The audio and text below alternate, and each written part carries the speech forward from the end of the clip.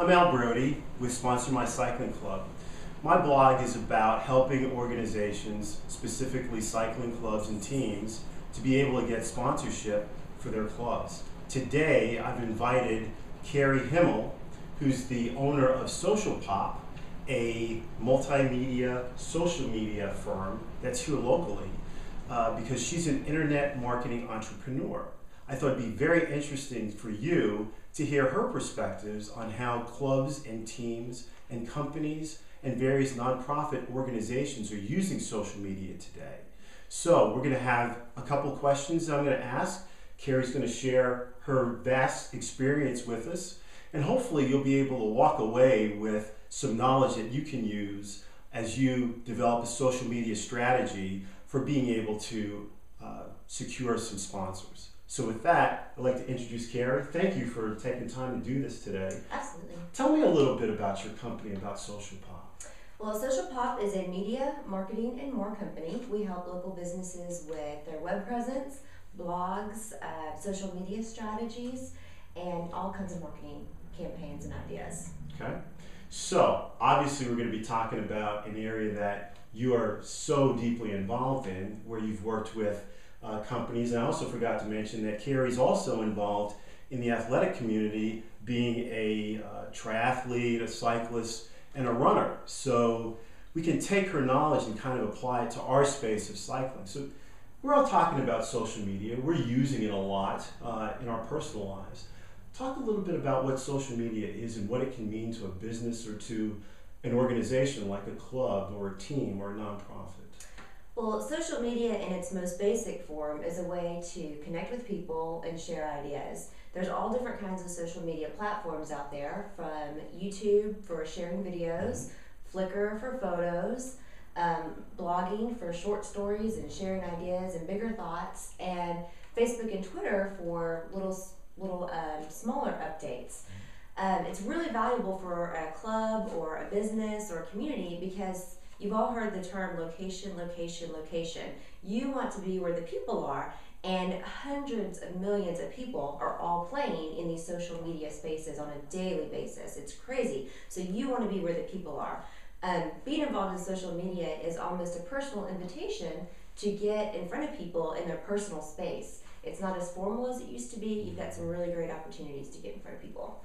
That's a great explanation. So what I'm getting from that is you can use social media to be able to attract people, as well as have people be attracted to your organization, to make that connection essentially. Correct. Now you mentioned some of the platforms that are prevalent nowadays.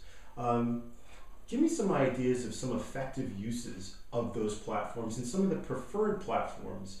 You mentioned YouTube, you mentioned Twitter, you mentioned some other things. There's a lot of those tools out there. If you look at a nonprofit organization or a club or a team or a small business, what are some of the preferred platforms that you've seen organizations be able to use really effectively, and why? Well, I think they're all great. They're all really fun to use and very, very easy.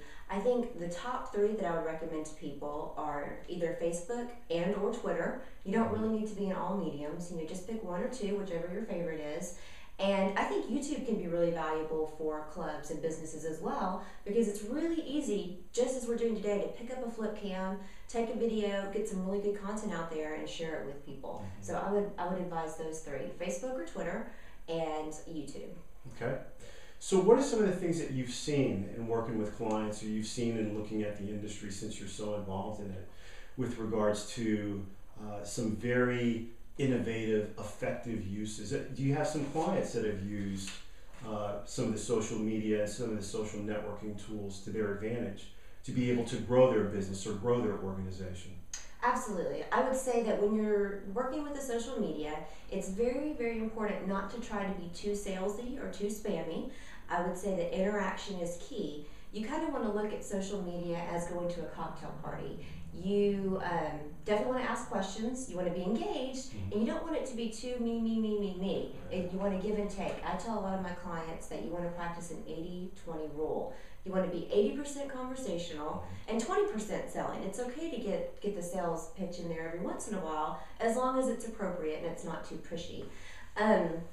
That being said, it is okay every once in a while to post if you're having a great sale or if you have a need or if you really are looking for a specific client. Just not every single post and not 20 times a day. You really want to space it out so that when you're asking for something or when you're selling something or you really need something, it's of value and it's people aren't tired of listening to you ask for those same things over and over again.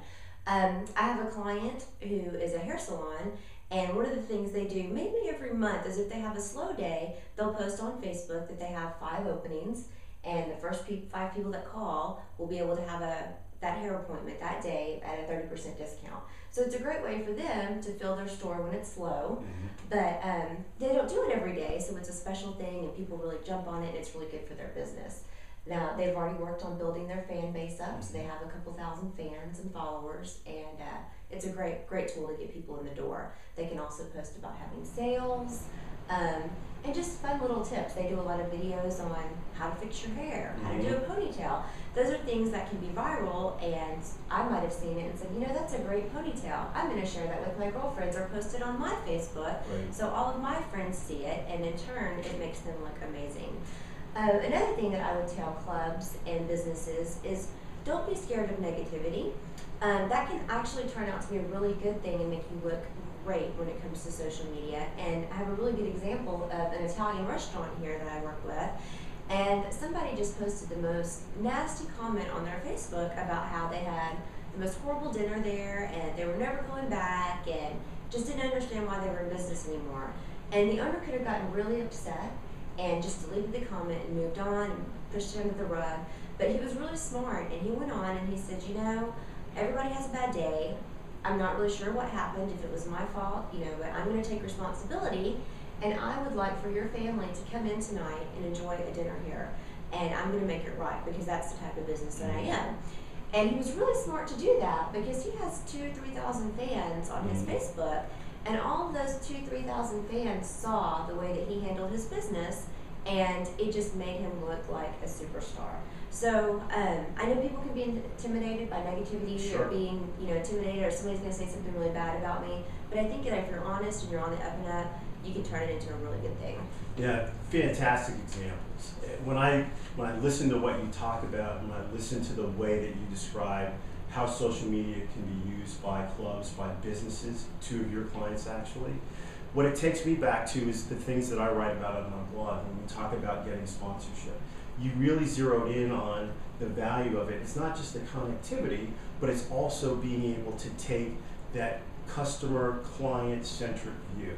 You know, what do I offer that's going to help you?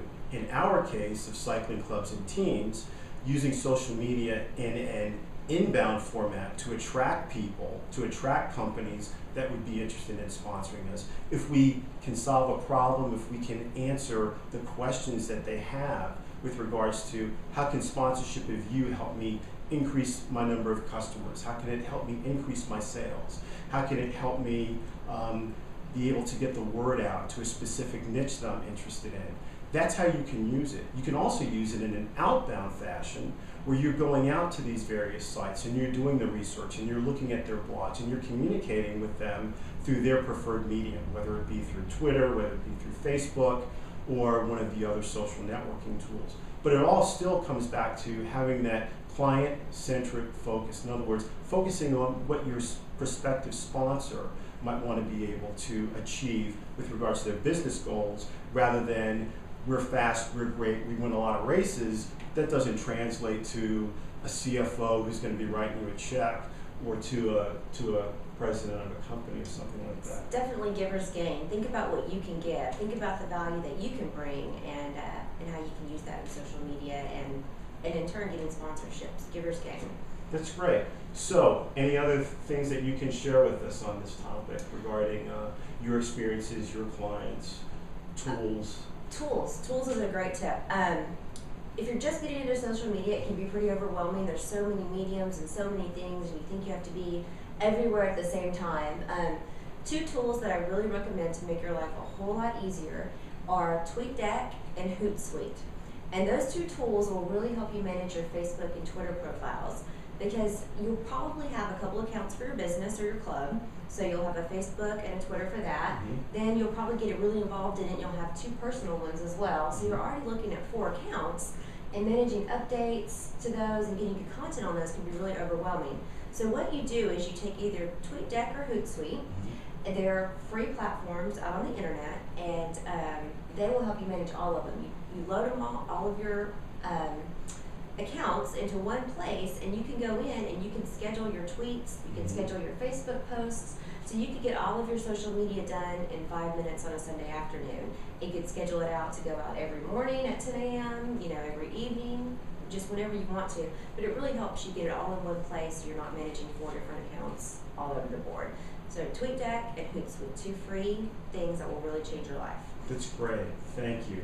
Thanks a lot for your advice today, for spending some time with us. And again, it's Al Brody, and you can check out more information on my blog at obviously sponsormycyclingclub.com, where we try to answer the question with you. It's the question we always should be asking ourselves when we're talking about sponsorship is, why should a company sponsor my cycling club?